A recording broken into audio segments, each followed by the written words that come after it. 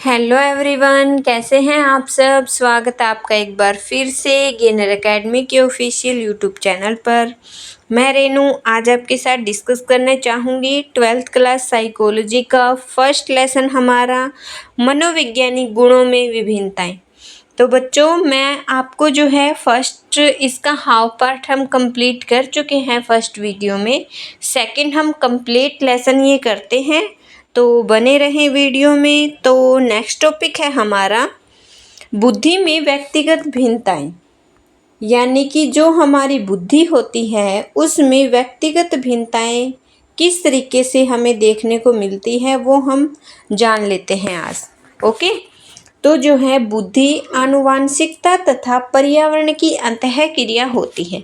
यानी कि क्या होता है कि बुद्धि जो है वो आनुवांशिकता, यानी कि जैसा हमें माता पिता से जो हमें गुण मिल रहे हैं, सारी चीज़ें जो हमें अपने माता पिता से मिल रही हैं वो चीज़, और जो है पर्यावरण की अंतःक्रिया से प्रभावित होती है व्यक्ति की व्यक्तिगत भिन्नताएं बुद्धि में पाई जाने वाली। ओके, तो वो हम जान लेते हैं किस तरीके से जो है एक आनुवांशिकता और पर्यावरण की अंतःक्रिया बुद्धि में व्यक्तिगत भिन्नताओं से प्रभावित होती है।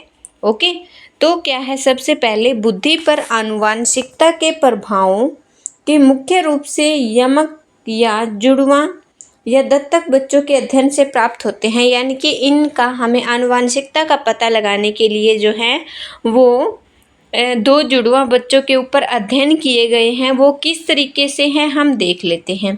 साथ साथ पाले गए समरूप जुड़वा बच्चों में बुद्धि का सहसंबंध जो है वो 0.90 सहसंबंध पाया गया है। यानी कि जब दो बच्चे हैं, जुड़वा बच्चे हैं बिल्कुल दो, उनको साथ साथ जब पाला जाता है तो उनमें जो बुद्धि का जो सहसंबंध है वो 0.90 पाया गया है। ओके, नेक्स्ट हम बात कर लेते हैं अलग अलग पर्यावरण में पाले गए समरूप जुड़वा बच्चों की बुद्धि जो है वो 0.72 जो है उनमें सहसंबंध पाया गया है।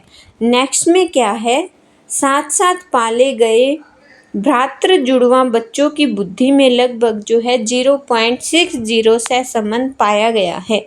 और उसके बाद जो है साथ साथ पाले गए भाई बहन में बुद्धि में जो है 0.50 सहसंबंध पाया गया है।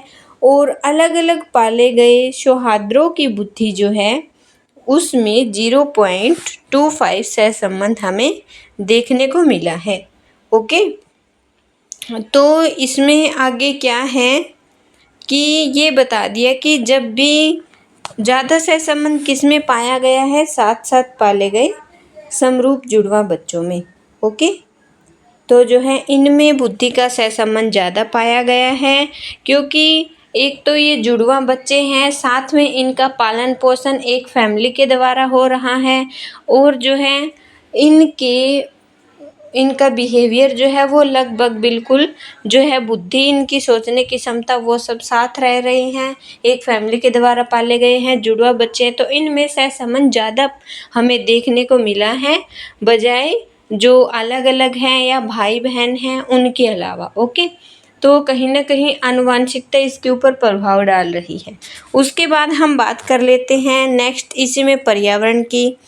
तो पर्यावरण के रिगार्डिंग क्या बताया गया है कि बच्चों की गोद लेने वाले माता पिता की अपेक्षा जन्म देने वाले माता पिता से अधिक समान होती है। यानी कि इसमें क्या बताया है कि बच्चों की बुद्धि जो है वो गोद लेने वाले माता पिता की अपेक्षा जो जन्म देने वाले माता पिता के अधिक समान होती है, क्योंकि जो बच्चे को जन्म देंगे उनके गुण वगैरह तो उसी बच्चे में ज़्यादा उन्हीं के जाएंगे ना, इसीलिए। अतः सभी मनोवैज्ञानिकों की इस तथ्य पर सहमति है कि बुद्धि आनुवांशिकता, प्रकृति तथा पर्यावरण पोषण की जटिल अंतःक्रिया का परिणाम होती है। ओके, और इसमें जो है पर्यावरण में हमें यह भी देखने को मिला है कि जो बच्चा जिस पर्यावरण में रह रहा है उसमें उसी प्रकार के गुण जो है वो उसी प्रकार से उस बुद्धि उसकी जो है वो विकसित होती है। अगर बच्चे को अच्छा पर्यावरण दिया जा रहा है तो बच्चा बुद्धिमान होगा। अगर उसका जो है आसपास का पर्यावरण जो है अच्छा नहीं है, उसे अच्छी शिक्षा नहीं मिल रही है, तो कहीं ना कहीं व्यक्ति जो छोटे बच्चा जो है उसकी बुद्धि में जो है हमें कमी देखने को मिलती है। तो इसीलिए इन्होंने बता दिया कि आनुवांशिकता भी और जो है हमारी पर्यावरण भी आपस में जो है बुद्धि में व्यक्तिगत भिन्नताओं की हम बात करें तो आप दोनों की जटिल अंतःक्रिया का परिणाम है। उनकी एक अलग पहचान है और जो है पर्यावरण की अपनी जो है वो अलग पहचान है। ओके, तो उसके बाद हम बात कर लेते हैं हमारे नेक्स्ट टॉपिक की। क्या है कि बुद्धि का मूल्यांकन, यानी कि हम किस तरीके से बुद्धि का मूल्यांकन कर सकते हैं।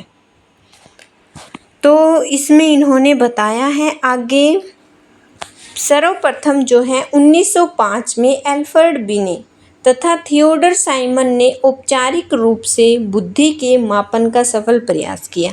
सबसे पहले बुद्धि के मापन का सफल प्रयास किसके द्वारा किया गया, कब किया गया, ये आपके एग्जाम में बहुत बार पूछ लिया जाता है।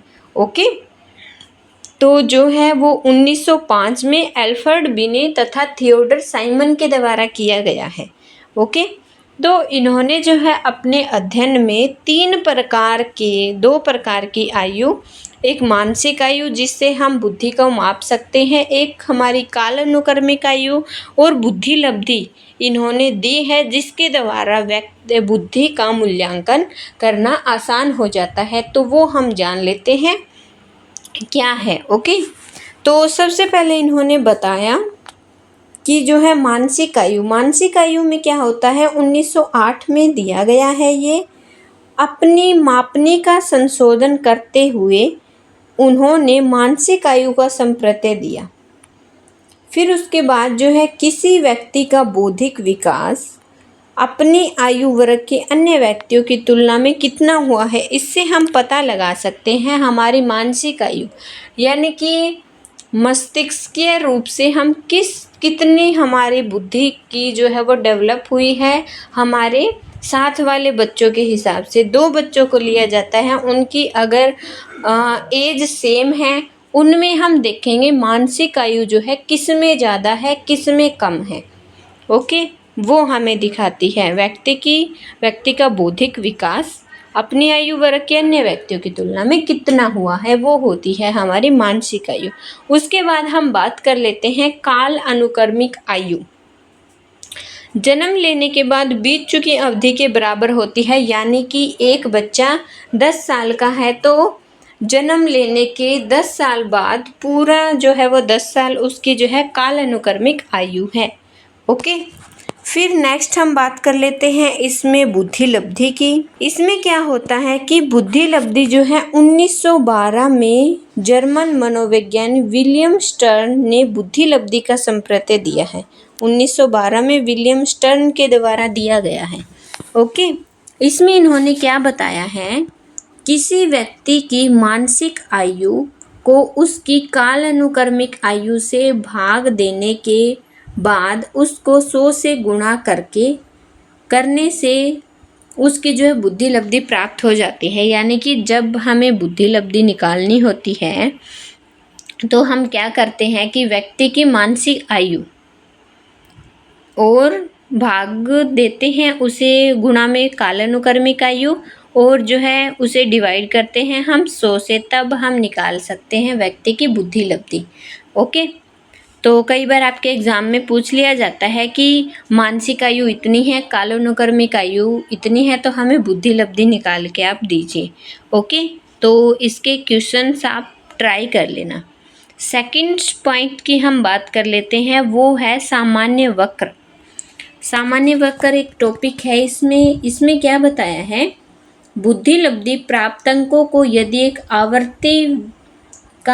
आवर्ती वितरण वक्र बनाया जाए तो यह लगभग एक घंटाकार वक्र के सदृश होता है। यानी कि इसमें आपकी बुक में भी दिया हुआ है कि इस तरीके से एक वक्र बनाया जाता है जो कि एक घंटाकार हमें वक्र के सदृश दिखाई दे रहा है। ओके, तो उसके बाद हम नेक्स्ट टॉपिक की बात कर लेते हैं। ये आता है हमारा इम्पोर्टेंट टॉपिक।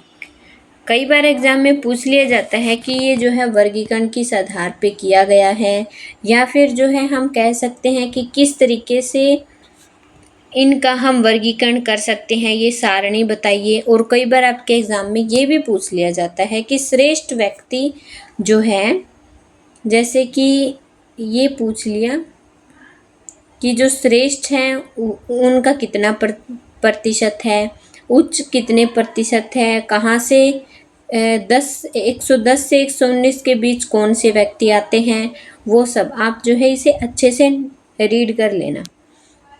MCQs में कई बार पूछ लिए जाते हैं। तो हम देख लेते हैं बुद्धि लब्धि के अनुसार के आधार पर व्यक्तियों का वर्गीकरण, यानी कि बुद्धि लब्धि के आधार पर व्यक्तियों का वर्गीकरण किस आधार पर किया गया है वो हम देख लेते हैं। सबसे पहले क्या है हमारा कि बुद्धि लब्धि वर्ग हैं जिनकी बुद्धि लब्धि 130 से अधिक होती है। वो जो मैंने आपको एक पीछे फॉर्मूला बताया उसको सोल्व करने के बाद जब व्यक्ति की बुद्धि लब्धि 130 होती है तो उसे हम मानेंगे अति श्रेष्ठ व्यक्ति, यानी कि बहुत ज़्यादा इंटेलिजेंट है, उसे सब ऑल टोटली जितना हो सके उतना ज़्यादा उस व्यक्ति को ज्ञान है। तो ऐसी जनसंख्या जो है पूरे वर्ल्ड में पता है कितनी पाई जाती है, वो पाई जाती है 2.2। ओके, नेक्स्ट हम बात कर लेते हैं 120 से 130 के बीच में जितने भी व्यक्ति आते हैं उनको श्रेष्ठ माना जाता है। ओके, कि हाँ सही है, इनको भी बहुत कुछ आ रहा है जितना आना चाहिए, तो वो होते हैं हमारे 6.7। ओके, फिर हम बात कर लेते हैं 110 से 119 के बीच में जिनकी बुद्धि लब्धि होती है उन्हें माना जाता है उच्च औसत, वो है हमारे 16.2% व्यक्ति। ओके, सेकंड हम बात कर लेते हैं इसमें 90 से 109 के बीच में बुद्धि लब्धि वर्ग में व्यक्ति जो है इन्हें निम्न औसत माना जाता है। इनकी संख्या जो है वो 50.0 मानी गई है। और हम उसके बाद बात कर लेते हैं 80 से 89 के बीच में इन व्यक्तियों को निम्न औसत माना जाता है। इनकी भी संख्या है हमारी 16.1। फिर हम बात कर लेते हैं 70 से 79 के बीच में इन्हें सीमावर्ती माना जाता है, और जो है इनकी है हमारी 6.7। फिर हम बात कर लेते हैं 70 से कम जिनकी बुद्धि लब्धि है उन्हें माना जाता है बौद्धिक रूप से अशक्त, इनकी होती है संख्या हमारी 2.2। नोटिस करने वाली बात ये है कि इसमें अति श्रेष्ठ व्यक्ति भी और जो है बिल्कुल निम्न बुद्धि वाले व्यक्ति भी 2.2 रेशो इनका निकल के आ रहा है। फिर हम बात कर लेते हैं जो श्रेष्ठ हैं, यानी कि हाँ ठीक है। नीचे से अगर हम देखें कि सीमावर्ती जो कमज़ोर हैं बट थोड़ा बहुत ऐसे सही हैं, उनकी भी 6.7 है। फिर उसके बाद हम बात कर लेते हैं उच्च औसत, नीचे आ रहा है हमारा। निम्न औसत नीचे से देखें तो सेम है, यहाँ पे भी जो है 16.2 आएगा। ओके, उसके बाद जो बीच के हो गए जितने भी हमारे बीच में बच गए कि हाँ सही है, ना ज़्यादा इंटेलिजेंट है ना ज़्यादा लो है, तो वो हो गए हमारे 50% व्यक्ति। ओके, तो इस तरीके से हम जो है बुद्धि लब्धि का पता लगा सकते हैं। और मैं इसमें आपको ये बता रही थी कि साइकोलॉजी में ये माना गया है कि किसी भी व्यक्ति की बुद्धि शून्य नहीं होती है। 1% 2% हर एक व्यक्ति में कुछ ना कुछ जो है वो काबिलियत होती है, बोलने की, समझने की, कुछ भी हम लगा सकते हैं। बट साइकोलॉजी ये कहता है कि किसी भी व्यक्ति में बुद्धि शून्य नहीं होती है कभी भी, उसमें कुछ ना कुछ तो होता है जिससे हम उसकी पहचान कर सकते हैं। ओके, तो नेक्स्ट हम इसके बाद क्या बताया है, ये हमारे कुछ वर्ग दिए हैं वो देख लेते हैं। 2 वर्ग जो है इनके द्वारा दिए गए हैं। पहला वर्ग है बौद्धिक रूप से प्रतिभाशाली और दूसरे वर्ग में रखा गया है बौद्धिक रूप से अशक्त व्यक्तियों को। इनकी हम नीचे डिटेल में इनको पढ़ेंगे। तो नेक्स्ट टॉपिक है हमारा बुद्धि में विचलन, यानी कि किस तरीके से बुद्धि में विचलन पाया जाता है। बौद्धिक न्यूनता है AAMD के द्वारा दी गई है। अमेरिकी एसोसिएशन ऑफ मेंटल डिफेंसी के अनुसार दिया गया है। बौद्धिक अशक्तता से तात्पर्य व्यक्ति का वह असामान्य व्यवहार जो विकासात्मक अवस्था में होता है तथा उसे अनुकूलित व्यवहार करने में कठिनाई उत्पन्न करता है। यानी कि अमेरिकी एसोसिएशन ऑफ मेंटल डिफेंसी के अनुसार एक बौद्धिक अशक्तता को परिभाषित किया गया है। इसमें बताया गया है कि एक व्यक्ति असामान्य व्यवहार करने लग जाता है और वह व्यवहार जो उसकी विकासात्मक अवस्थाओं से ही उसमें देखने को मिलता है। यानी कि जब व्यक्ति जो है 4 से 5 साल, छोटा बच्चा 4 से 5 साल का होता है, तभी उसमें अशक्तता के गुण हमें देखने को मिल जाते हैं कि उससे क्या होता है कि वह जो है अपने अनुकूलित व्यवहार नहीं कर पाता है, दूसरों के साथ अनुकूलन नहीं स्थापित कर पाता है, अनुकूलन करने में उसे बहुत ज़्यादा कठिनाई होती है। ये दिया गया है हमारा AAMD के अनुसार बौद्धिक अशक्तता। ओके, तो ये आप पूछ लिया जाता है कि अमेरिकी एसोसिएशन ऑफ मेंटल डिफेंस के अनुसार बौद्धिक अशक्तता को परिभाषित करें, यानी कि उन्होंने क्या डेफिनेशन दी है वो। ओके, उसके बाद हम बात कर लेते हैं नेक्स्ट टॉपिक की। इसमें हमारी जो है वो एक सारणी और बनाई गई है जिसमें बौद्धिक अशक्तता के जो है विभिन्न वर्ग हमें दिखाए गए हैं। निम्न वर्ग हो गया हमारा सामान्य वर्ग, तीव्र और अति गंभीर। निम्न में क्या है कि बुद्धि लब्धि जो है 50 से 70 के बीच होती है और सामान्य जो है वो 35-40 से 50-55 के बीच होती है। तीव्र बुद्धि जो है वो लो दिखा रहा है ये कि जो बौद्धिक अशक्तता जिन व्यक्तियों में कमजोरी पाई जाती है, कठिनाइयाँ जिनके सामने आती हैं, अनुकूलित व्यवहार वो नहीं कर पाते हैं, वो सारे व्यक्ति। एक निम्न हो गया, हाँ सही है, एक उससे भी डाउन हो गया कि हाँ उस ऊपर वाले से थोड़ा कम है, और तीव्र जो कि ज़्यादा ही यानी कि दूसरों के सहारे उन्हें काम करना पड़ता है, और अति गंभीर तो बिल्कुल ही जैसे ना चल सकते हैं ना बोल सकते हैं, बस दूसरों के ऊपर डिपेंड है टोटली। ओके, फिर भी ये हो गया हमारा अति गंभीर लास्ट में 20 से 25। यहाँ भी हम कह सकते हैं कि साइकोलॉजी यही कहता है कि 20 से 25 उसमें कुछ ना कुछ तो है भी, दूसरे भी अगर उसे काम करवा रहे हैं तो जो है उसमें थोड़ी बहुत तो समझ है कि उसकी बुद्धि बिल्कुल शून्य हो ही नहीं सकती किसी भी प्रकार से। ओके, तो ये हो गया हमारा बौद्धिक अशक्तता के वर्ग। सेकंड हम बात कर लेते हैं इसमें कि बौद्धिक प्रतिभाशालिता। इसमें जो बुद्धि का विचलन बताया गया है कि किस तरीके से बुद्धि में भी विचलन पाया जाता है। यानी कि एक तरफ वो सारे व्यक्ति हैं जो बहुत ज़्यादा प्रतिभाशाली हैं, और नेक्स्ट जो है उसके अपोजिट साइड हम देखें तो ऐसे व्यक्ति जो बौद्धिक रूप से अशक्त हैं, जो और व्यक्तियों के जैसे नहीं हैं। ओके, तो प्रतिभाशाली व्यक्तियों की हम बात कर लेते हैं। इसमें क्या क्या बताया गया है। 1925 में लेवी स्टरमन ने बौद्धिक प्रतिभाशालिता व्यक्तियों का अध्ययन किया। किसके द्वारा किया गया है? लेवी स्टरमन के द्वारा 1925 में। इन्होंने जो है प्रतिभा और एक है हमारा प्रवीणता, इन दो व्यक्तियों की पहचान करी है। इसमें इन्होंने क्या बताया है वो हम देख लेते हैं। प्रतिभा में क्या है कि उस साधारण सामान्य प्रकार की योग्यता से है जो विस्तृत क्षेत्र में कार्यों के लिए किए गए श्रेष्ठ निष्पादन में दिखाई देती है। यानी कि जब कोई सामान्य प्रकार की योग्यता है बहुत सारे व्यक्तियों में हमें देखने को मिल जाएगी। इसमें क्या विस्तृत क्षेत्र में, यानी कि एक व्यक्ति जो कि बहुत सारे एरिया को कवर कर रहा है यानी कि टीचिंग प्रोफेशन ही लगा लो इसमें। यानी कि प्रतिभा है एक व्यक्ति में पढ़ाने की, बहुत अच्छे से वो पढ़ा रहा है। एक विस्तृत क्षेत्र है, बहुत सारे व्यक्तियों के सामने जो है उसके विचार जा रहे हैं। और हम कह सकते हैं कि एक श्रेष्ठ निष्पादन, कार्यों के लिए किया गया श्रेष्ठ निष्पादन हमें इसमें देखने को मिलता है। पढ़ा रहा है, विस्तृत क्षेत्र में उसकी नॉलेज जाएगी और जो है जिस तरीके से वो जो है एक श्रेष्ठ निष्पादन अपना कर रहा है।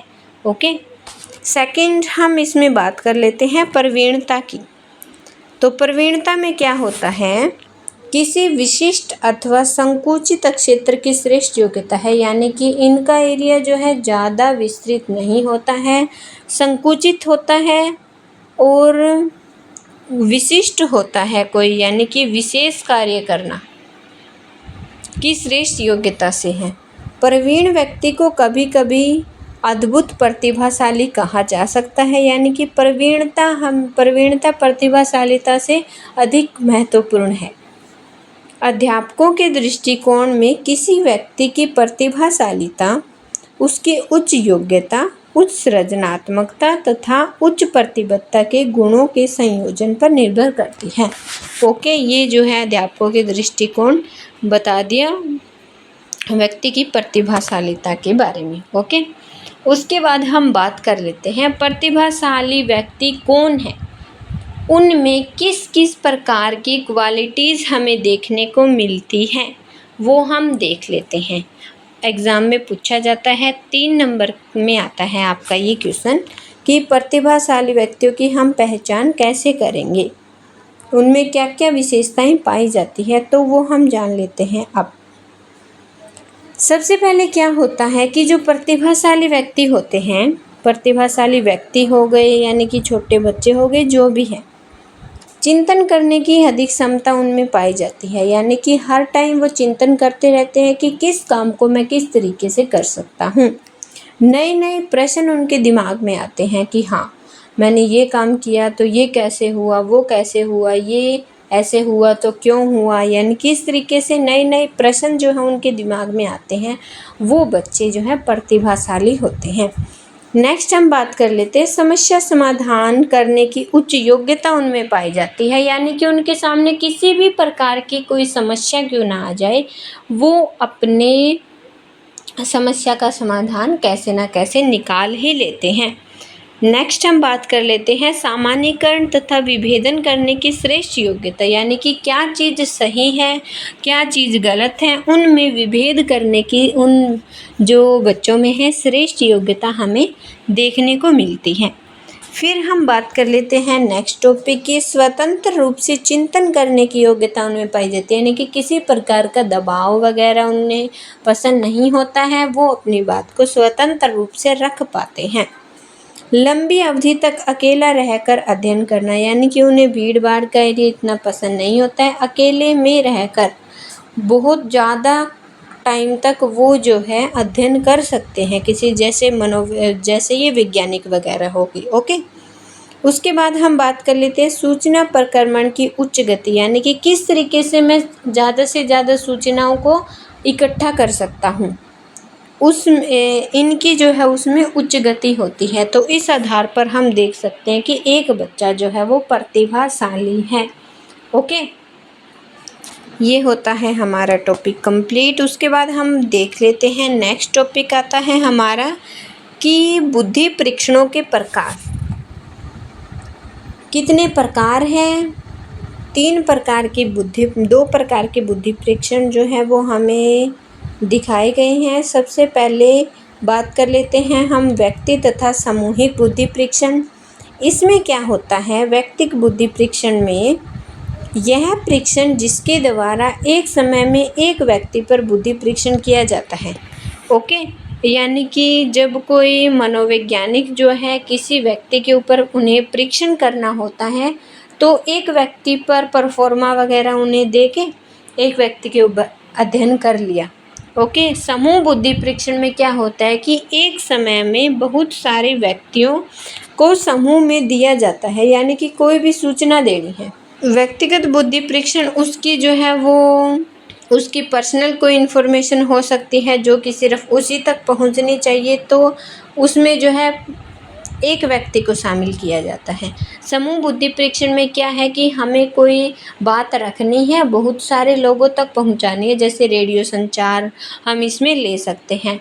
तो उसमें क्या होगा कि एक बात को बहुत ज़्यादा लोगों तक पहुंचाना है, तो समूह बनाएंगे या रेडियो टेलीविज़न का इस्तेमाल करेंगे, वो आगे हमारी सारी बुद्धि समूह बुद्धि परीक्षण के अंतर्गत सूचनाओं का प्रक्रमण करना। ओके, सेकंड हम बात कर लेते हैं शाब्दिक, अशाब्दिक तथा निष्पादन परीक्षण। इसमें क्या होता है, शाब्दिक परीक्षण में ये पूछ लिया जाता है आपके एग्जाम में कि बुद्धि परीक्षणों के प्रकार के बारे में बताइए, कितने प्रकार है, कौन कैसे वर्क करता है। तो शाब्दिक परीक्षण में क्या होता है, शाब्दिक परीक्षणों में परीक्षार्थी को मौखिक अथवा लिखित रूप में शाब्दिक अनुक्रिया करनी होती है, साक्षर व्यक्तियों पर किया जाता है। यानी कि क्या है इसमें कि जब भी एक मनोवैज्ञानिक कोई अध्ययन करता है तो वह व्यक्तियों को या तो मौखिक रूप से बोलने की इजाज़त देता है, या वो बोलता है कि आपकी जितने भी क्वेरीज है वो आप लिख दीजिए। ये साक्षर व्यक्तियों पर किया जाता है। ओके, सेकंड हम बात कर लेते हैं इसमें अशाब्दिक परीक्षण। इसमें क्या बताया है कि अशाब्दिक परीक्षणों में एकांश रूप में चित्रों अथवा चित्र निरूपणों का उपयोग किया जाता है। यानी कि एक व्यक्ति को, इनमें क्या होता है, ये असाक्षात्कार व्यक्तियों पर किए जाते हैं। चित्रों की सहायता से उन्हें अपने प्रश्नों को हल करने, यानी कि कोई उन्हें एक तस्वीर दिखा दे कि इसमें आपको क्या क्या चीज़ें दिख रही हैं, हमें बताओ, या फिर जो है बॉक्स बना दिए, ये कितने बॉक्स हैं हमें गिनकर बताओ। यानी कि उन्हें पढ़ना लिखना तो नहीं आता, बट देख के, चित्रों को देखकर कोई जो है वो प्रतिबिंब बना दिए, उनको देखकर जो है वो अपने क्वेश्चंस को जो है वो प्रॉब्लम को हम बोल सकते हैं, क्वेश्चन उन्हें जो दिए हुए हैं उनको सोल्व कर सकते हैं। ओके, सेकंड हम नेक्स्ट इसमें बात कर लेते हैं निष्पादन परीक्षण। इसमें क्या होता है, निष्पादन परीक्षण में परीक्षार्थी को कोई कार्य संपादित करने के लिए कुछ वस्तु या सामग्रियों का प्रहसन करना होता है। यानी कि इसमें इन्हें जो है कुछ वस्तुओं, बहुत सारी वस्तुएं या जो है सामग्रियों को इकट्ठा करने के लिए जो है वो दे दिया जाता है। और थर्ड हम इसमें बात कर लेते हैं संस्कृति निष्पक्ष तथा संस्कृति अभिनत परीक्षण। इसमें क्या होता है, एक व्यक्ति जिस संस्कृति में रहता है वह उसी की जानकारी दे सकता है, उसे दूसरी संस्कृति के बारे में ज़्यादा कुछ ज्ञान नहीं होता है। यानी कि इसमें यही बता दिया कि एक व्यक्ति जो है, हर एक व्यक्ति की संस्कृति में जो है हमें अंतर देखने को मिलता है। एक व्यक्ति की संस्कृति दूसरे व्यक्ति की संस्कृति से भिन्न होती है, तो जाहिर सी बात है कि एक व्यक्ति जो सीखेगा अपनी संस्कृति से, दूसरा व्यक्ति जो सीखेगा अपनी संस्कृति से, दोनों में डिफरेंस मिलेगा बहुत ज़्यादा। ओके, तो इसमें इन्होंने यही बता दिया कि जो है मैं मेरी संस्कृति का ज्ञान दे सकती हूँ, दूसरा व्यक्ति अपनी संस्कृति के बारे में बता सकता है। उन्हें आपस में एक दूसरे के बारे में इतना कुछ ज़्यादा ज्ञान नहीं होता है। ओके, तो ये हो गया हमारा सांस्कृतिक निष्पक्ष तथा संस्कृति अभिनत परीक्षण। जो हमें दिख रहा है वही है, यानी कि हम दूसरों की संस्कृति के बारे में नहीं बता सकते। हाँ, वहाँ पे जाके अध्ययन करके हम बता सकते हैं, बट ज़्यादा नॉलेज हमें अपनी संस्कृति, अपने पर्यावरण की ही होगी। ओके, तो उसके बाद हम बात कर लेते हैं संस्कृति और बुद्धि की। बीच में है भारत में बुद्धि परीक्षण जो है वो 1930 में SM मोहसिन के द्वारा दिया गया है। ये एग्ज़ाम में पूछ लिया जाता है कि भारत में बुद्धि परीक्षण किसके द्वारा दिया गया 1930 में, SM मोहसिन के द्वारा। ओके, नेक्स्ट टॉपिक की हम बात कर लेते हैं, वो है हमारा संस्कृति तथा बुद्धि। बुद्धि की बात कर लेते हैं। यह पर्यावरण में अनुकूलित होने में व्यक्ति की सहायता करती है। यानी कि किस तरीके से व्यक्ति अपने पर्यावरण के साथ अनुकूलित हो पाता है, किस तरीके से अपने आप को एडजस्ट कर पा रहा है, वो है एक व्यक्ति की बुद्धि। ओके। और स्टेनबर्ग के सांदर्भिक बुद्धि का अर्थ यह है कि बुद्धि संस्कृति का उत्पाद होती है, यानी कि बुद्धि और संस्कृति जो है, बुद्धि संस्कृति का उत्पाद होती है, यानी कि जैसी संस्कृति में एक व्यक्ति पला बड़ा है वह उसकी बुद्धि को बहुत ज़्यादा प्रभावित करती है। ओके। उसके बाद हम बात कर लेते हैं संस्कृति की। तो इसमें क्या बताया है, रूसी मनोवैज्ञानिक वाइगॉट्स्की ने कहा कि संस्कृति एक ऐसा सामाजिक संदर्भ प्रदान करती है जिसमें व्यक्ति रहता है, आसपास की जगत को समझता है। यानी कि संस्कृति के बारे में इन्होंने बता दिया वाइगॉट्स्की ने कि एक सामाजिक संदर्भ प्रदान करती है जिसमें व्यक्ति रह रहा होता है और अपने आसपास की जगत को जो है वो समझता है। ओके। उसके बाद इन्होंने क्या बताया, व्यक्ति की तरह संस्कृति का भी अपना जीवन होता है, संस्कृति का विकास होता है और उसमें परिवर्तन भी होता है। यानी कि इन्होंने बता दिया कि संस्कृति की भी अपनी एक पहचान है अलग से, हर एक संस्कृति की अपनी अपनी पहचान होती है, उसका एक जीवन होता है, संस्कृति का विकास भी होता है, समय आने पर उसमें जो है वो परिवर्तन भी होता है। ओके। वाइगॉट्स्की के द्वारा ये लाइनें कही गई है। नेक्स्ट हम बात कर लेते हैं हमारे इम्पोर्टेंट टॉपिक की, वो है तकनीकी बुद्धि। बहुत बार आपके एग्ज़ाम में पूछ लिया जाता है कि तकनीकी बुद्धि क्या है।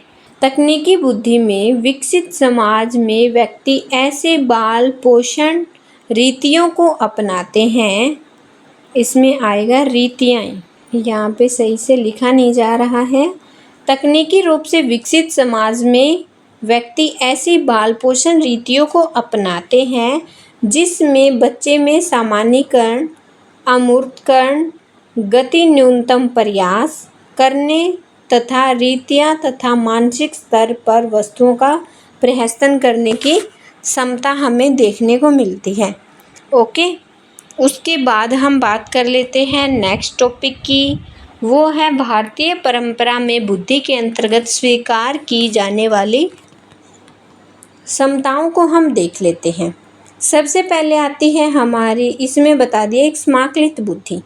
इसमें क्या होता है, समाज तथा संपूर्ण वैश्विक पर्यावरण से व्यक्ति के संबंधों को अधिक महत्व जो है वो प्रदान किया जाता है। प्रमुख क्षमताओं को हम जान लेते हैं, वो है हमारी, सबसे पहले है सामाजिक क्षमता। सामाजिक क्षमता में क्या होता है, सम्मान, अपने से बड़े छोटों तथा वांछित व्यक्तियों के प्रति प्रतिबद्धता, दूसरों की चिंता करना, दूसरे व्यक्तियों का परिप्रेक्ष्य का सम्मान करना। ओके। उसके बाद आती है हमारी संज्ञानात्मक क्षमताएं। इसमें क्या होता है, संवेदनशीलता, समझ, विभेदन क्षमता, समस्या का समाधान करना। ओके। उसके बाद हमारा टॉपिक आता है सांवेगिक क्षमता। इसमें क्या होता है, अपने संवेगों पर आत्म नियमन तथा आत्म परिवीक्षण, ईमानदारी, शिष्टता, अच्छा आचरण और जो है आत्म मूल्यांकन, ये होगी हमारी सारी सामाजिक क्षमताएं। फिर हम बात कर लेते हैं उद्यमी क्षमताओं की। इसमें क्या होता है, प्रतिबद्धता, अध्यवसाय, धैर्य, कठिन परिश्रम, तर्कता और जो लक्ष्य निर्देशित व्यवहार। ओके। तो उसके बाद आता है हमारा नेक्स्ट टॉपिक सांवेगिक बुद्धि, जो कि अपने तथा दूसरे व्यक्तियों के संवेगों का परिशुद्ध मूल्यांकन, प्रकटीकरण तथा संवेगों का नियमन आदि का एक समुच्चय है। यह बुद्धि का जो है भावनात्मक पक्ष भी इसे कहा जाता है। आपके एग्ज़ाम में बहुत बार पूछ लिया जाता है कि सांवेगिक बुद्धि जो है वो किसके द्वारा दी गई है और सांवेगिक बुद्धि क्या है। 2 या 3 नंबर में एक क्वेश्चन आता है, तो आप इसे अच्छे से रीड कर लें। ओके। तो क्या है कि अपने तथा दूसरे व्यक्तियों के संवेगों का परिशुद्ध मूल्यांकन, यानी कि इसमें क्या होता है कि एक व्यक्ति अपने तथा दूसरे व्यक्तियों के संवेग जो है वो उनकी पहचान कर सकता है, बहुत ही अच्छे तरीके से उनका जो है प्रकटीकरण कर सकता है। संवेगों का नियमन करने का आधे का एक समुच्चय है जो कि सांवेगिक बुद्धि के अंतर्गत आते हैं।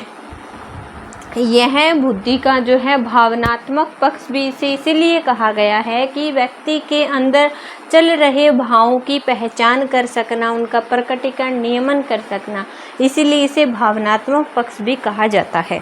ओके, और इसमें नेक्स्ट है हमारा सांवेगिक लब्धि। इसमें क्या है, किसी व्यक्ति की सांवेगिक बुद्धि की मात्रा को बताना, यानी कि एक व्यक्ति के अंतर्गत सांवेगिक बुद्धि की कितनी मात्रा है वो होती है हमारी सांवेगिक लब्धि। फिर इसके अंदर जो है हम बात कर लेते हैं नेक्स्ट टॉपिक की। नेक्स्ट टॉपिक आता है हमारा विशिष्ट योग्यताएं। कुछ योग्यताएं दी गई हैं। अभिक्षमता के स्वरूप एवं मापन के बारे में हम जानेंगे इसमें। और फिर जो है अभिक्षमता क्रियाओं के किसी विशेष क्षेत्र की विशेष योग्यता से है। अभिक्षमता किसे कहते हैं, जब कोई व्यक्ति क्रियाओं को करता है विशेष क्षेत्र में की गई विशेष योग्यताएं जब व्यक्ति होती है तो उसे कहते हैं अभिक्षमता। क्षमता, कुछ कार्य करने की क्षमता, योग्यता। ओके, मापन, इसका जो है वो मापन क्या है हमारा दो तरीके से। एक है स्वतंत्र अभिक्षमता परीक्षण के आधार पर हम विशिष्ट योग्यताओं का मापन कर सकते हैं, और एक है हमारा बहुल अभिक्षमता परीक्षण। ओके, तो हम आगे बात कर लेते हैं नेक्स्ट टॉपिक की। नेक्स्ट टॉपिक आता है हमारा बहुत ही ज़्यादा इम्पोर्टेंट और इंटरेस्टिंग भी है। ये बात कर लेते हैं हम सृजनात्मकता की। 5 नंबर का, 2 नंबर का, 3 नंबर का, एक नंबर के क्वेश्चन इसमें से आपके पूछे जाएंगे कि सृजनात्मकता क्या है, बुद्धि और सृजनात्मकता में अंतर क्या है। 3 नंबर का क्वेश्चन बहुत बार एग्जाम में पूछा जाता है, आप अच्छे से इसे जो है रीड कर सकते हैं। सृजनात्मकता क्या है वो हम जान लेते हैं। क्या होता है कि नई वस्तुओं की रचना करने की योग्यता से है। जब कोई व्यक्ति पुरानी या फिर जो है दूसरे व्यक्तियों ने जैसा कह दिया सुन लिया वही कर दिया, नहीं। सृजनात्मकता में क्या होता है कि नई वस्तुओं की रचना करने की योग्यता से है। व्यक्ति अपनी सूझबूझ से, अपनी समझ से नई नई चीज़ों की जो है वो खोज करता है। इसका अर्थ नए सिद्धांत, उपागम द्वारा समस्या हल करने की योग्यता है। यदि कोई व्यक्ति नई वस्तुओं का निर्माण करता है, नई खोज करता है, समस्या समाधान का नया तरीका निकालता है, तो कहा जाएगा कि आदमी जो है वो सृजनशील है। तो इसमें शामिल किया गया हमारे जो है, जब व्यक्ति किसी भी समस्या का हल कर सकता है, समस्या समाधान का नया तरीका निकालता है, नई खोज करता है, नई वस्तुओं के निर्माण करता है, यानी कि क्रिएटिविटी व्यक्ति की कितनी है किसी चीज़ को करने के लिए, अलग कुछ करना सबसे हटके। ओके, तो वो होता है हमारी सृजनात्मकता। उसके बाद हम बात कर लेते हैं बुद्धि और सृजनात्मकता में अंतर की। सृजनात्मकता में क्या होता है, नवीन प्रकार के कार्य करने की क्षमता और शक्ति है। यानी कि इसमें व्यक्ति क्या करता है, नवीन कार्य करने की शक्ति और क्षमता उसके अंदर जो है वो शामिल होती है। फिर इसमें है, यह तभी सार्थक मानी जाती है जब वह गुण समाज में स्वीकृत होते हैं। यानी कि सृजनात्मकता तभी सार्थक मानी जाती है जब व्यक्ति किसी भी कार्य के गुणों के बारे में बताता है या कुछ कार्य करना चाह रहा है, तो वो जो है समाज में उसे स्वीकृति मिलनी चाहिए कि हाँ तू ये काम कर सकता है। ओके, नेक्स्ट हम बात कर लेते हैं सृजनात्मकता की मात्रा विभिन्न विकासात्मक अवस्थाओं में भिन्न भिन्न होती है। यानी कि जैसे जैसे बच्चे का विकास होता जाता है उसकी सृजनात्मकता में भी जो है वो अंतर आता रहता है, परिवर्तन उसमें होता रहता है। सृजनात्मकता का विकास जो है वो हो सकता है। यानी कि एक व्यक्ति जो है अब क्या सोच रहा है, कल क्या सोचेगा, परसों क्या सोचेगा, यानी कि उसकी जो है वो सृजनात्मकता निरंतर उसका जो है विकास होता रहता है। बुद्धि का विभाजन निर्णयात्मक ध्वंसात्मक रूप से किया जाता है। ओके, उसके बाद है हमारा बुद्धि सृजनशील व्यक्ति अधिक अथवा कम बुद्धिमान हो सकते हैं। अधिक सृजनशील व्यक्ति अधिक तथा कम बुद्धिमान हो सकते हैं। उसके बाद हम बात कर लेते हैं बुद्धि की। तो इसमें क्या होता है, बुद्धि किसी समस्या का संपूर्ण हल प्राप्त करने की योग्यता है। यानी कि व्यक्ति समस्या का संपूर्ण हल बुद्धि के द्वारा निकाल सकता है। यह व्यक्ति विशेष में एक विशेष गुण के रूप में पाई जाती है। यानी कि व्यक्ति के अंदर एक विशेष गुण होता है, बुद्धि जो है प्रत्येक व्यक्तियों में पाई जाती है।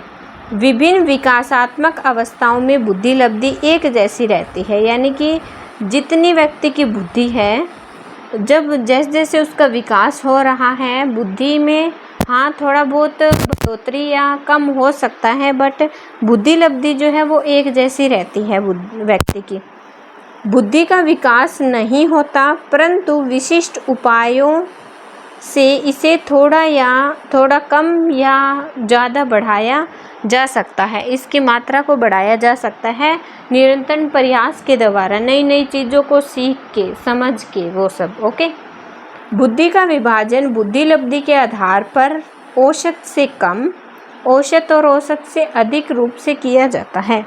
कम बुद्धि वाला व्यक्ति भी सृजनशील हो सकता है। यानी कि जिन व्यक्तियों में कम बुद्धि होती है वो भी सृजनशील हो सकता है। ओके, तो आज का लेसन होता है हमारा फर्स्ट लेसन बिल्कुल कंप्लीट।